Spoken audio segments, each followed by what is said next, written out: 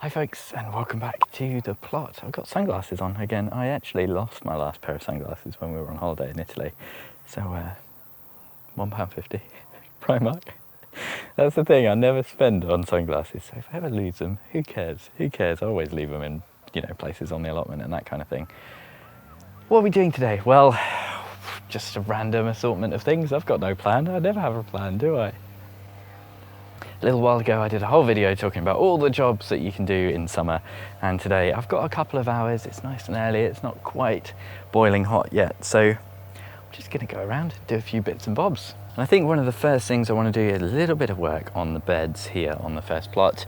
Get rid of all these peas, they can go in the compost really nice. I need to do a bit of black fly control in here, and there's quite a few bits in here that could probably come out now. There's some really weedy bits and some raspberries and that kind of thing.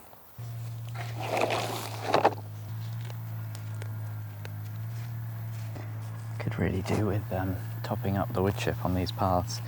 Not looking too great, but I love ripping stuff out. I absolutely love it. One of my favourite bits of allotmenting. But first, I've got to get through and undo all of this twine support. I thought doing the peas this year with just a couple of canes, these kind of road pins, cattle pins, whatever you call them,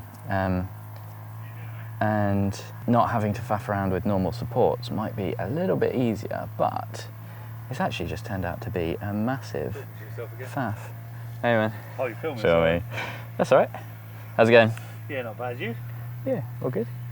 Now, I think it's probably easier to just cut this twine and chuck it in the bin, but I can't bring myself to do it. I can't waste something that's still good. And this twine isn't the super heavy duty ply that I've been using in the polytunnel and for plant supports, but if you double it up, it's still really good. This stuff lasts seasons and seasons, so I can't bring myself to get rid of it. So I'm currently draping it all over me and I'll reuse it, and it's time consuming, but it makes me feel better than chucking away something that's good. I just can't bring myself to do it, but I would not do this again, I don't think, next year. I saw this, actually this was one I saw on Instagram, one of those kind of quick hacks, just put a couple of pins in and then string around it as it grows up, and wasn't super effective.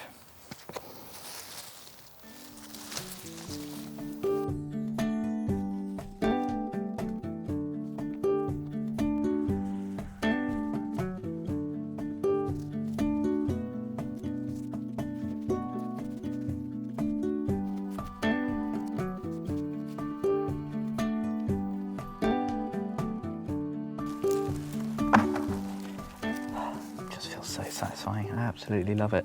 And I thought worth mentioning, one of the interesting things about these, everyone talks about peas as a legume, the nitrogen fixing bacteria, and how it can be really good to do chop and drop and that kind of thing. Well, the thing is, I read this as well. This is no expertise, it's just something I read. But I think once they've done their final kind of flowering and fruiting, then all of that nitrogen that's been fixed from the air actually goes into the peas. So I always leave roots of plants to break down and add that much needed organic matter into my terribly, terribly difficult to work soil. But the point is that chop and drop for peas isn't quite the same as you would get for, say, a green manure legume. So all of this will go in the compost, the hot composter, and eventually it will make its way back onto the plot at some point. It would be easier to just rip these up, but like I said, I do like to keep the roots in. I did think about leaving some of the pods on here to dry and become next year's seed, but I found these peas were really hit and miss. I think they're meant to be Oregon sugar pod, but some of them tasted really, really bitter and horrible. Some of them were absolutely delicious, and I can see why everyone raves about them if you get a nice consistent crop. We've got some massive thistles coming in here.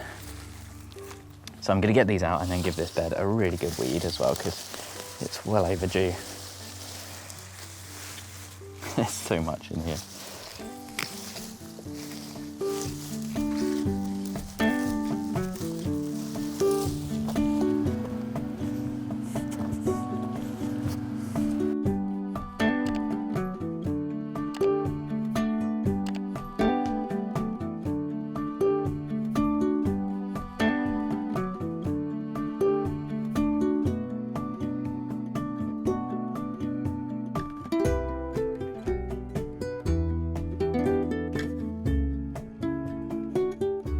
these sorts of things I think are probably my favourite jobs in the garden, you know, just spending a bit of time weeding, actually like doing stuff in your beds. I just find it so satisfying.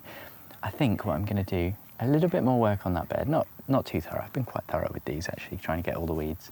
And I'm thinking, I'm not sure whether to give these a mulch with horse manure or not. I might do, but I'm going to get in there and get rid of those absolutely heinous broadbean stems. I can see the black fly from here actually.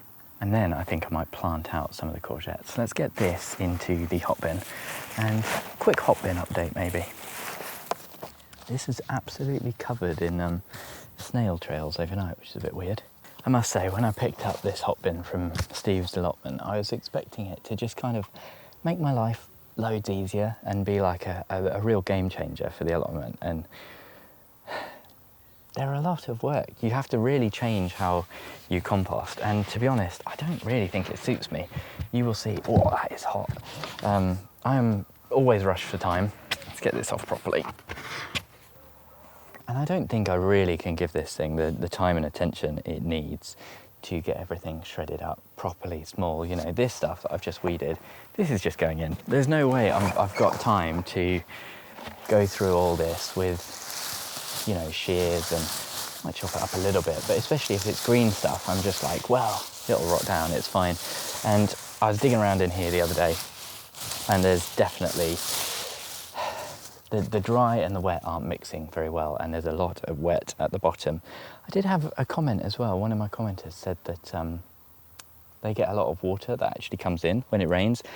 I think I do too. I think unless it's like perfectly level and this is just on the ground, then you do tend to get a bit of water ingress. But I'm still filling it up with lots of cardboard, giving it a turn. We've got 55 degrees in there at the moment, so it is still really active, and I'm hoping the stuff that comes out of here is going to be weed free. I think that's my main aim for sure. And it's just an interesting change to the way you compost, and I think the stuff that's going to come out of here is better, but not quite as easy and game-changing as I thought it was going to be, you know. It is hungry, though. It does eat through material at a rate of knots. It is quite incredible in that regard. These raspberries from next door are such a bane. Just going to get these stems first. Wait, that's not a broadbean stem.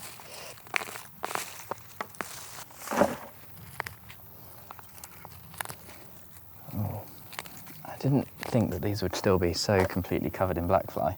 I was hoping to put the courgettes straight in here. Got one that would go in here quite nice, and I'm a little bit nervous that it's just going to get completely covered in blackfly immediately from these broadbeans. I found generally they've not been too bad this year. They are starting to really take a hold on those beans though, which is why I spent quite a long time going through those thoroughly. But I think I'm probably just going to get the courgette in, and whatever happens, happens. Oh, I need to... Well, I'm about to dig actually. Maybe I'll turn this one into a dig bed, because I've got to dig those raspberries out anyway.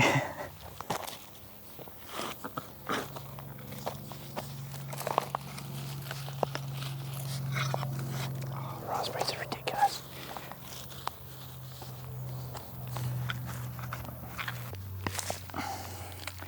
Yeah, that's going to come up again years from now. There's a little ladybird larvae on here. That's what I mean about the black fly not being too bad. There's plenty and plenty of ladybirds and hoverflies around doing their jobs this year.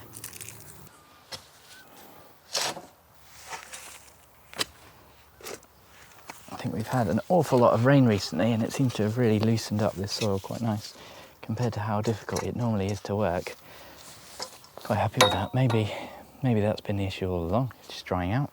Hopefully this one will like it in here. This is an Astia F1. I'm going to get a little bit of chicken pellets and just mix that in a little bit lower down, so it's got a little bit of a feed. You don't want the soil to be touching that, so I always like to just give it a good mix in underneath so the roots still go searching.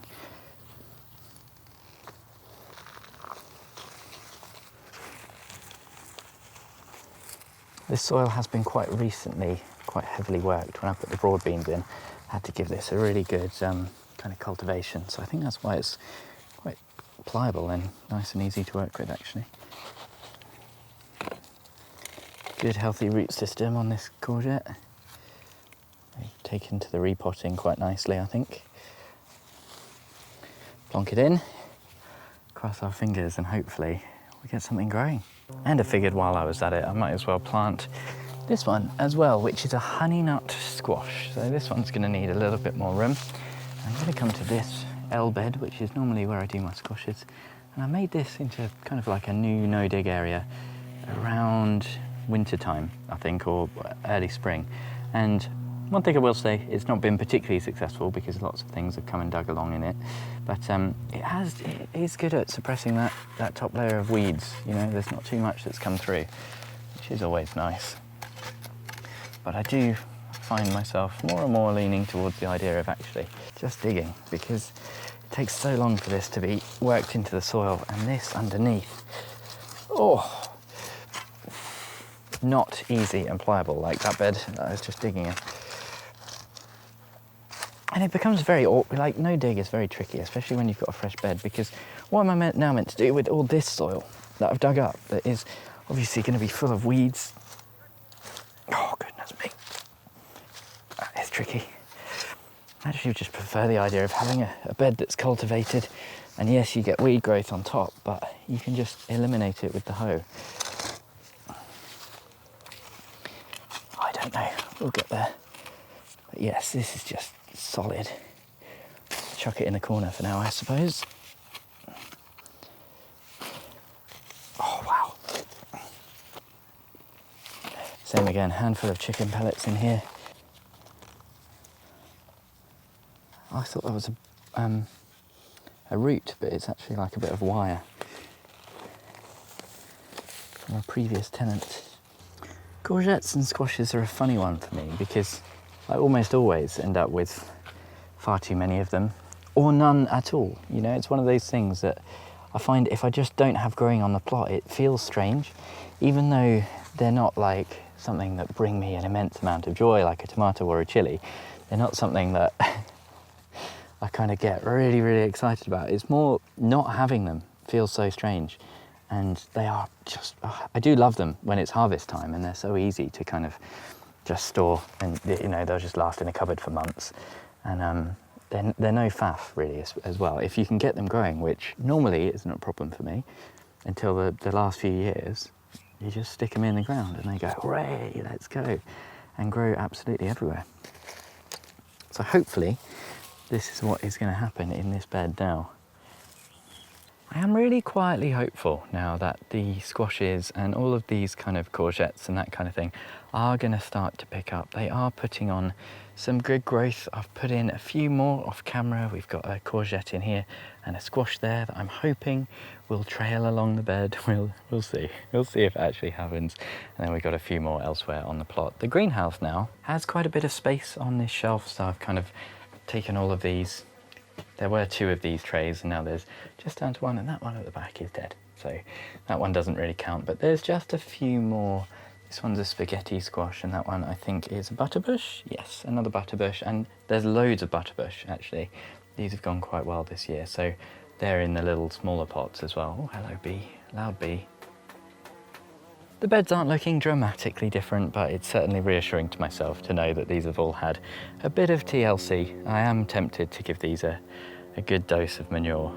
We'll see, but for now, I'm actually going to do it. I'm going to do the thing I always say I'm going to do and I never do, which is successional sowing. I'm going to get it in the greenhouse, have a little think about what it's time to sow and what I might be sowing over August as well in here. But I'm going to do it off camera because I'm running out of time and running out of battery. Thank you ever so much for joining me. An extra special thank you, as always, to all of my Chili Pepper Tip patrons. Tony, Bill, Pam, Louise, Mel, Michael, Denise, Socks in the Garden, Andrew, Sarah, Dorcasor, Andre, Brett, Angela and Louise. I went in a funny order then. Hopefully I'll see you again next time.